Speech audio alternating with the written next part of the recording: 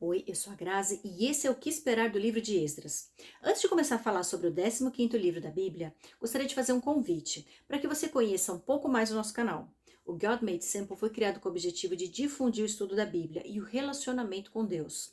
Acreditamos que essas duas disciplinas espirituais podem ser iniciadas e desenvolvidas por qualquer pessoa, não importando suas experiências anteriores.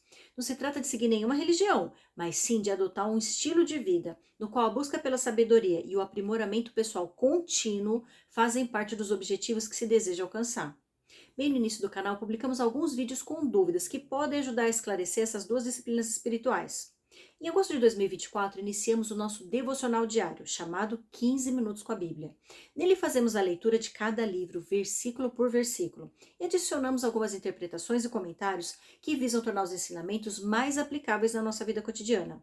Cada vídeo tem no máximo 15 minutos e aborda geralmente de 1 a 2 capítulos. Eu te encorajo a conhecer um pouco mais além dos shorts, que são apenas pequenas extrações de ensinamentos que abordamos em maior profundidade no devocional. E agora sim, vamos ao resumo do livro de Esdras. Ele se inicia no primeiro ano do reinado de Ciro, rei da Pérsia. Esse foi o imperador que conquistou a Babilônia, para onde os judeus haviam sido exilados depois da queda dos muros de Jerusalém. Conforme predito pelo profeta Jeremias, o Senhor move o coração de Ciro para que redija um decreto, permitindo que os judeus espalhados por todas as províncias do império retornem a Jerusalém, para que ajudem na reconstrução do templo de Deus. Ele não apenas ordena que sejam oferecidas ofertas, mas também instrui para que os tesouros que haviam sido trazidos por Nabucodonosor sejam devolvidos aos israelitas. Nesse contexto, um total de 42.360 homens retorna, dentre eles sacerdotes, levitas, cantores, porteiros, servidores do templo e demais israelitas. Eles partem com seus servos e servas, animais e todos os seus bens. Quando chegam às suas cidades em Jerusalém, os israelitas reconstroem o altar do Deus de Israel e oferecem sacrifícios conforme a lei de Moisés. Eles passam a apresentar sacrifícios regulares, antes mesmo de os alicerces do templo serem lançados. 2 anos após chegarem a Jerusalém, contratam carpinteiros e pedreiros e iniciam as obras, conforme o rei Ciro havia ordenado. Os sacerdotes e levitas supervisionam os trabalhos, entoando cânticos de louvor e ação de graças ao Senhor.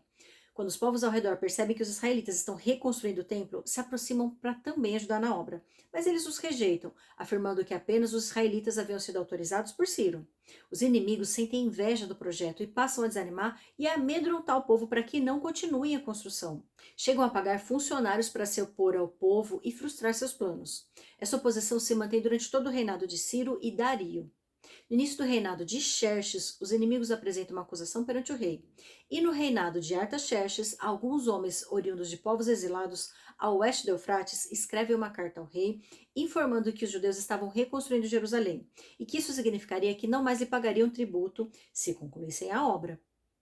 Eles os acusam de ser uma nação rebelde e insubordinada, que já causou diversas rebeliões no passado, e sugerem que o rei faça uma pesquisa nos registros históricos para confirmar tal informação. O rei Artaxerxes responde dizendo que a pesquisa foi feita e que realmente verificou-se de tratar-se de uma nação rebelde. Ele orienta que a obra seja paralisada até segunda ordem. Assim que a carta é lida, os judeus se veem obrigados a paralisar a execução, permanecendo assim até o segundo ano do reinado de Dario II. Durante seu reinado, os profetas Ageu e Zacarias encorajam o povo a reiniciar os trabalhos, conforme a palavra do Senhor que estava sobre eles. Tatenai, governador do território a oeste do Eufrates, envia uma carta ao rei Dario II informando que a obra está avançada, mas dessa vez informa que os judeus afirmam ter autorização do rei Ciro e solicita que seja feita nova pesquisa nos registros históricos.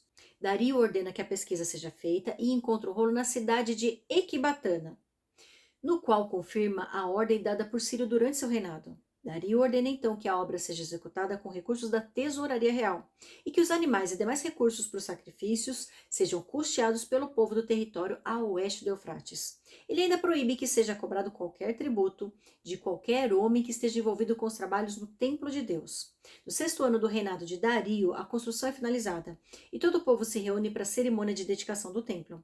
No 14º dia do primeiro mês é então celebrada a Páscoa do Senhor, na qual sacrificam o cordeiro por todos os exilados e celebram a festa por 7 dias.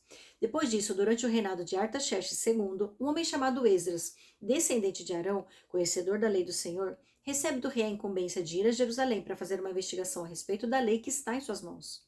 O rei concede recursos e autoriza a partirem todos os israelitas que desejam se juntar a Esdras.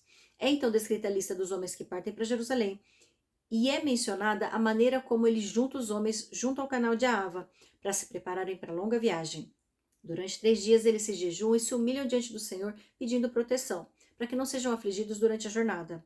Ele tem vergonha de pedir ao rei soldados e cavaleiros para protegê-lo, pois havia declarado que o Senhor estaria ao lado daqueles que o temem.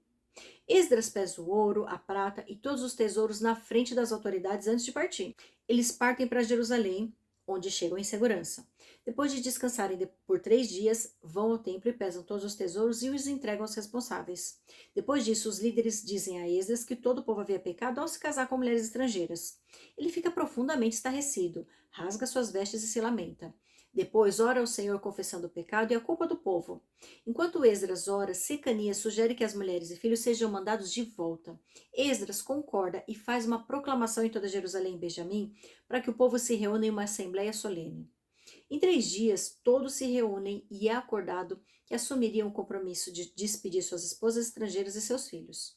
É então descrita a lista dos homens que se casaram com estrangeiras e é mencionado que alguns deles tiveram filhos com elas. E assim, finalizamos o livro de Esdras. Embora seja um livro curto, composto por apenas 10 capítulos, ele nos convida a refletir sobre tomar a decisão de estudar a lei do Senhor, praticá-la e ensiná-la. Também nos mostra a importância de orar antes de tomar uma decisão, para estarmos alinhados à vontade de Deus. E, acima de tudo, compreendemos que não podemos cometer um novo erro tentando corrigir um erro do passado. Devemos nos voltar a Deus em oração, demonstrando nosso arrependimento, mas permitindo que o Senhor nos perdoe e nos conduza pelo melhor caminho de restauração. Eu te vejo no livro de Neemias.